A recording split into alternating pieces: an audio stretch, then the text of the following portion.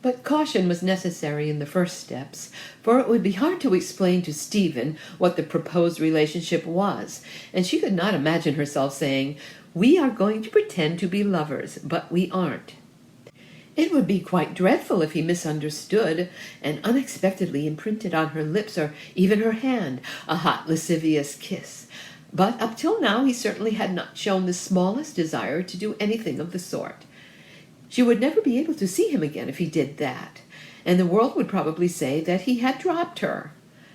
But she knew she couldn't explain the proposed position to him, and he would have to guess. She could only give him a lead, and must trust in his intelligence, and to the absence in him of any unsuspected amorous proclivities. She would begin gently, anyhow, and have him to dinner every day that she was at home. And really, it would be very pleasant for him, for she was entertaining a great deal during this next week or two, and if he only did not yield to one of those rash and turbulent impulses of the male, all would be well. Georgie, until, so Lucia put it to herself, Olga had come between them, had done it beautifully, and Stephen was rather like Georgie. As for herself, she knew she could trust her firm, slow pulses never to beat wild measures for anybody. She reached home to find that Adele had already arrived, and pausing only to tell her servant to ring up Stephen and ask him to come round at once, she went upstairs. "Dearest Adele," she said, "a million pardons. I have been in the divorce court all day. Too thrilled. Babs, dear Babs Shighton, was wonderful. They got nothing out of her at all." "No, Lord Middlesex has got everything out of her already," observed Adele. "Ah, how can you say that?" said Lucia. "Lord Middlesex, Wolf Dog, you know, was just as wonderful. I feel sure the jury will believe them. Dear Babs, I must get her to come here some night soon and have a friendly little party for her. Think of that horrid old man who had lunch in the middle of the night. How terrible for her to have to go back to him. Dear me, what is her address?" "She may not have to go back to him," said Adele. "If so, care of Wolf Dog would probably find her." Adele had been feeling rather cross. Her husband had announced his intention of visiting his friends and relations in England, and she did not feel inclined to make a corresponding journey to America. But as Lucia went on, she forgot these minor troubles and became enthralled. Though she was still talking about Babs and Wolf Dog, Adele felt sure these were only symbols, like the dreams of psychoanalysts. "My sympathy is entirely with dear Babs," she said. "Think of her position with that dreadful old wretch. A woman surely may be pardoned, even if the jury don't believe her for—" "Of course she may," said Adele with a final spurt of ill temper. "What she's not pardoned for is being found out." "Now you're talking as everybody talked in that dreadful play I went to last night," said Lucia. "Dear Olga was there. She is singing tomorrow, is she not? And you are assuming that Babs is guilty. How glad I am, Adele, that you are not on the jury. I take quite the other view. A woman with a wretched home like that must have a man with whom she is friends. I think it was a pure and beautiful affection between Babs and Wolf Dog, such as any woman, even if she was happily married, might be proud to enjoy. There can be no doubt of Lord Middlesex's devotion to her, and really, I hope this does not shock you. What their relations were concerns nobody but them. George Sand and Chopin, you know, Nelson and Lady Hamilton, Sir Andrew Morse. He was the judge, you know, dined here the other night. I'm sure he is broad-minded. He gave me an admission card to the court. Ah, Stephen, there you are. Come in, my dear. You know Lady Brixton, don't you? We were talking of Babs Shighton. Bring up your chair. Let me see. No sugar, isn't it? How you scolded me when I put sugar in your tea by mistake the other day. She held Stephen's hand for as long as anybody might, or, as Browning says, so very little longer, and Adele saw a look of faint surprise on his face. It was not alarm, It was not rapture, it was just surprise. "Were you there?" he said. "No verdict yet, I suppose." "Not till tomorrow, but then you will see. Adele has been quite horrid about her, quite horrid, and I have been preaching to her. I shall certainly ask Babs to dine some night soon, and you shall come, if you can spare an evening. But we won't ask Adele. Tell me the news, Stephen. I've been in court all day." "Lucia's quite misunderstood me," said Adele. "My sympathy is entirely with Babs. All I blame her for is being found out. If you and I had an affair, Mr. Mariol, we should receive the envious sympathy of everybody until we were officially brought to book. But then we should acquiesce, and even our darling Lucia's cutting us. And if you had an affair with anybody else, I'm sure you've got hundreds, I and everybody else will be ever so pleased and interested, until, mark that word, until. Now I must go, and leave you two to talk me well over." Lucia rose, making affectionate but rather half-hearted murmurs to induce her to stop. "Must you really be going, Adele?" she said. "Let me see, what am I doing tomorrow? Stephen, what is tomorrow, and what am I doing? Ah, yes, Bertie Alton's private view in the morning. We shall be sure to meet you there, Adele. The wretch has done 2 caricatures of Peppino and me. I feel as if I was to be flayed in the sight of all London."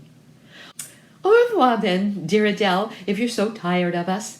And then the opera in the evening. I shall hardly dare to show my face.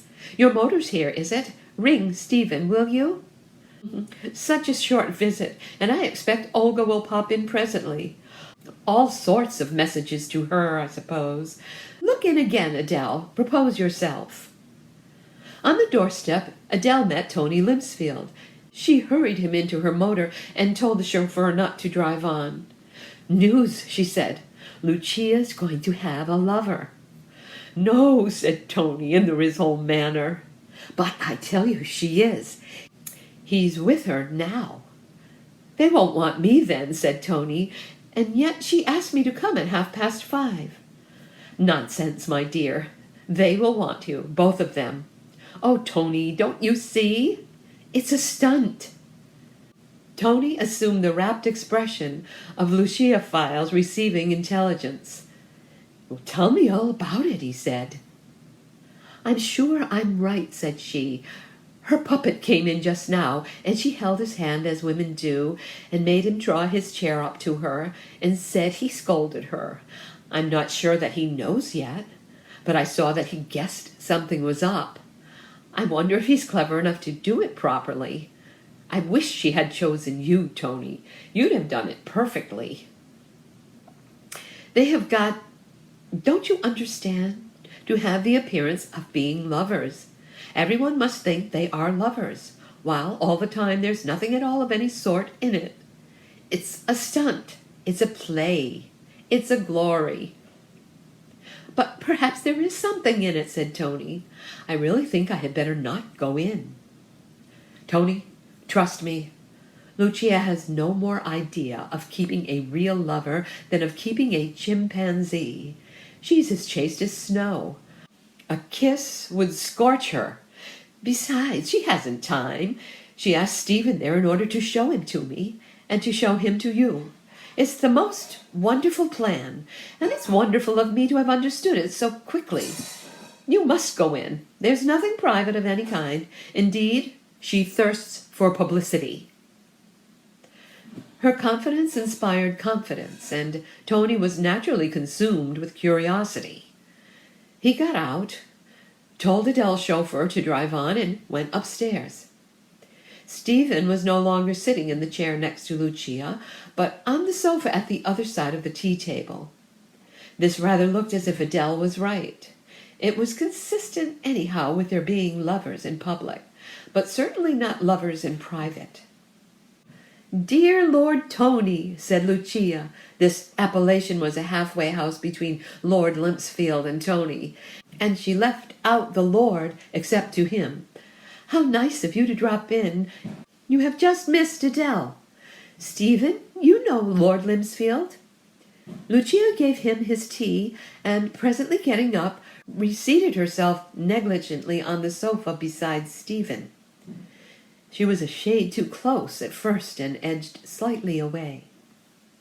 "Wonderful play of Chekhov's the other day," she said.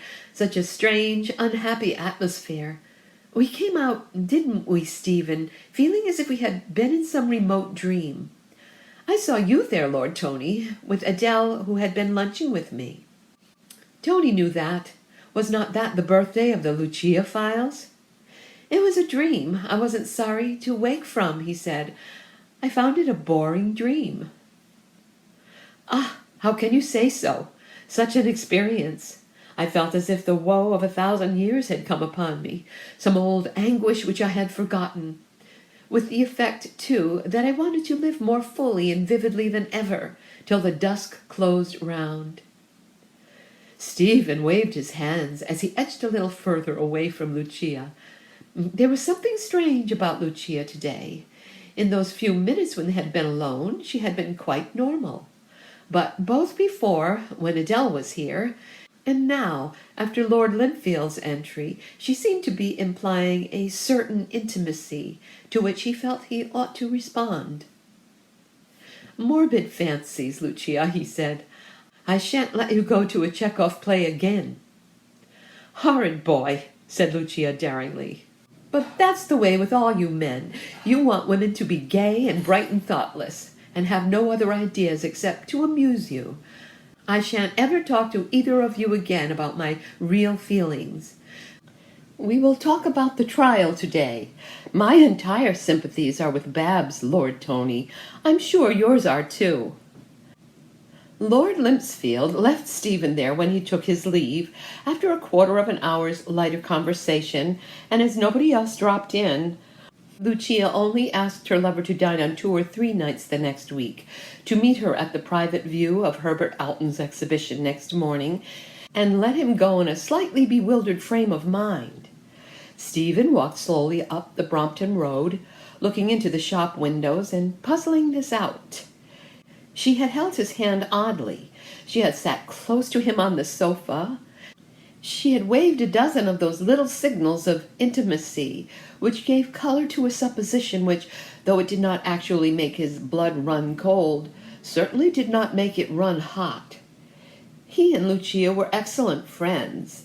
They had many tastes in common, but Stephen knew that he would sooner never see her again than have an intrigue with her.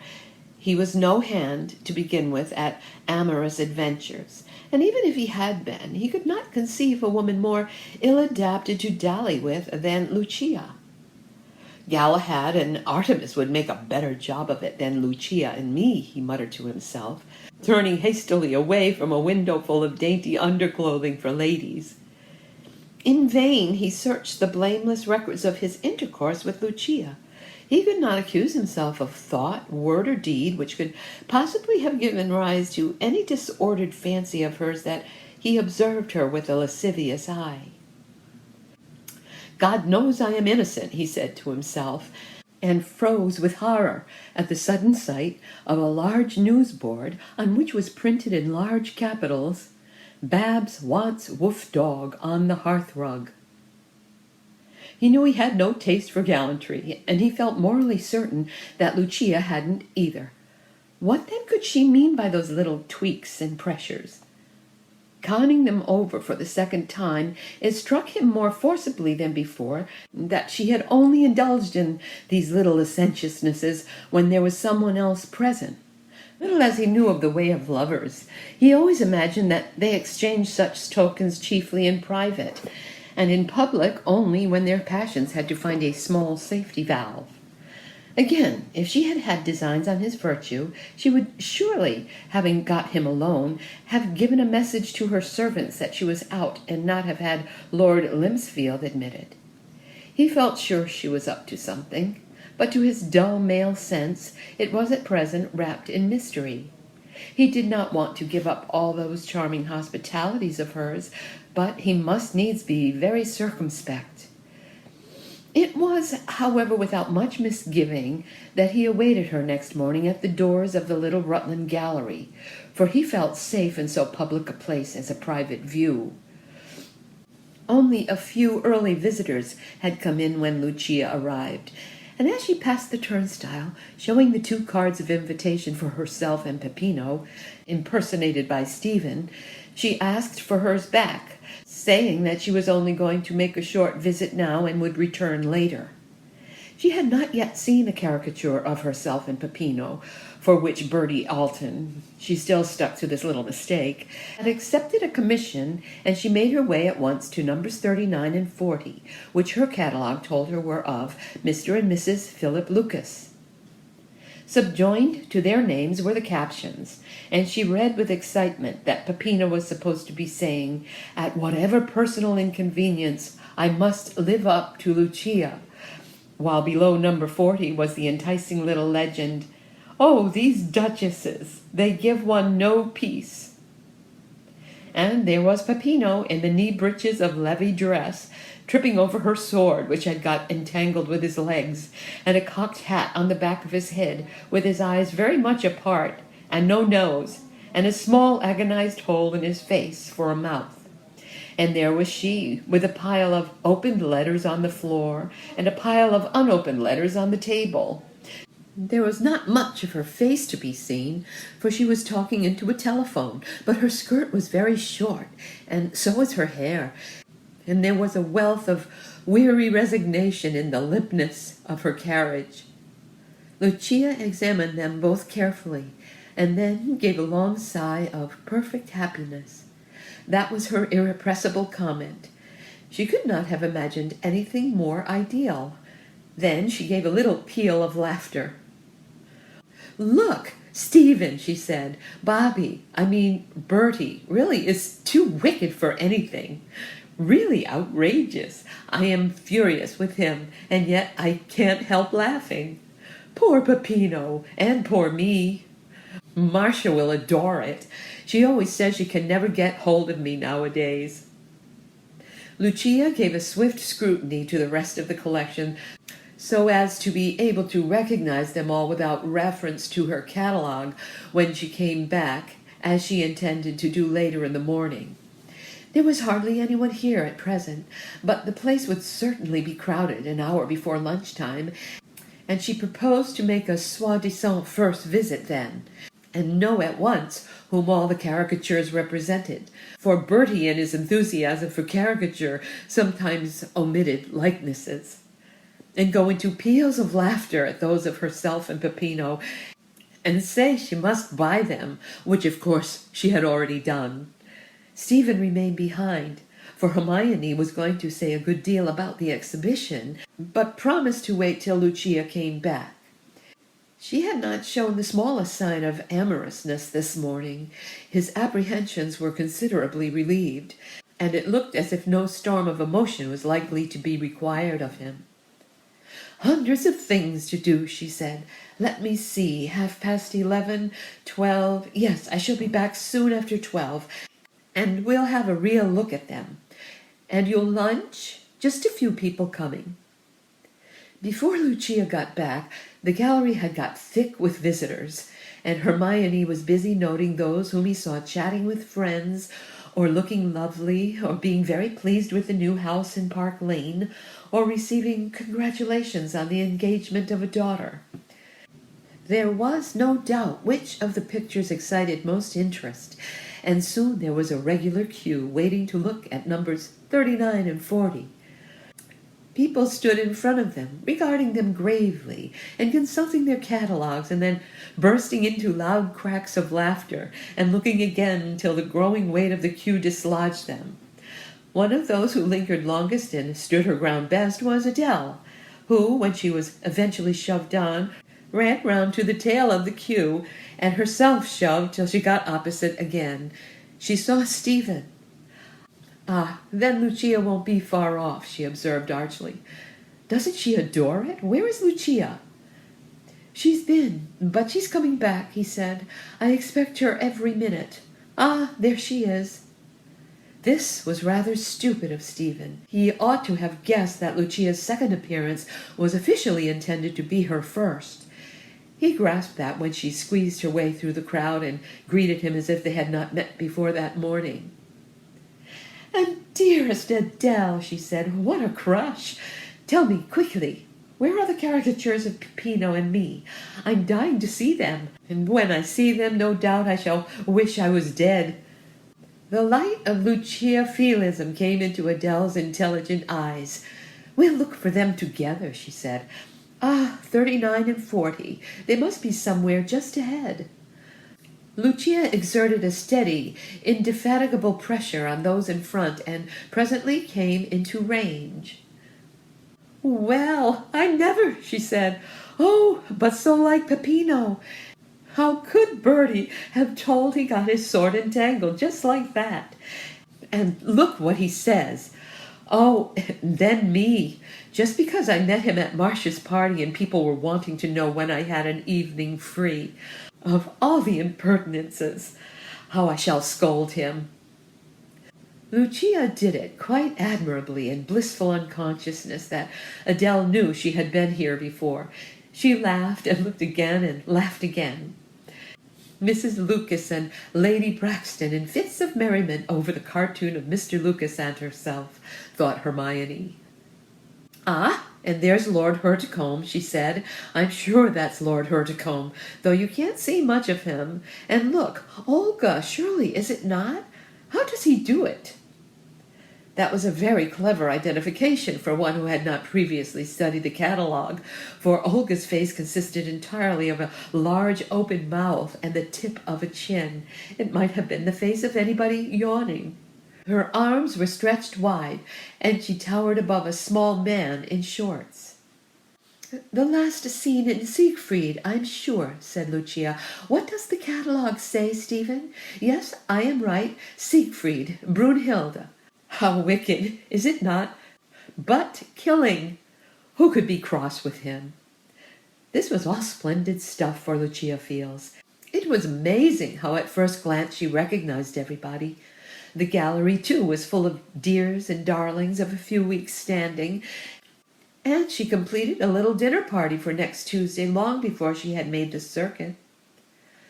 All the time she kept Stephen by her side, looked over his catalogue, put a hand on his arm to direct his attention to some picture, took a speck of alien material off his sleeve, and all the time the entranced Adele felt increasingly certain that she had plumbed the depth of the adorable situation. Her sole anxiety was as to whether Stephen would plumb it too. He might, though he didn't look like it, welcome these little tokens of intimacy as indicating something more, and when they were alone attempt to kiss her, and that would ruin the whole exquisite design. Luckily, his demeanor was not that of a favored swain. It was, on the other hand, more the demeanor of a swain who feared to be favored, and if that shy thing took fright, the situation would be equally ruined. To think that the most perfect piece of Luchia-Feelism was dependent on the just perceptions of Stephen. As the three made their slow progress, listening to Lucia's brilliant identifications, Adele willed Stephen to understand. She projected a perfect torrent of suggestion towards his mind. He should understand. Fervent desire, so every psychic affirms, is never barren.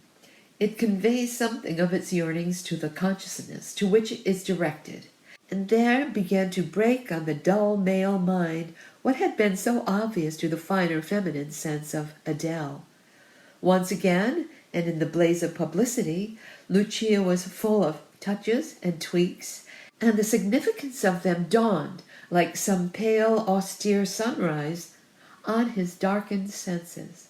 The situation was revealed, and he saw it was one with which he could easily deal.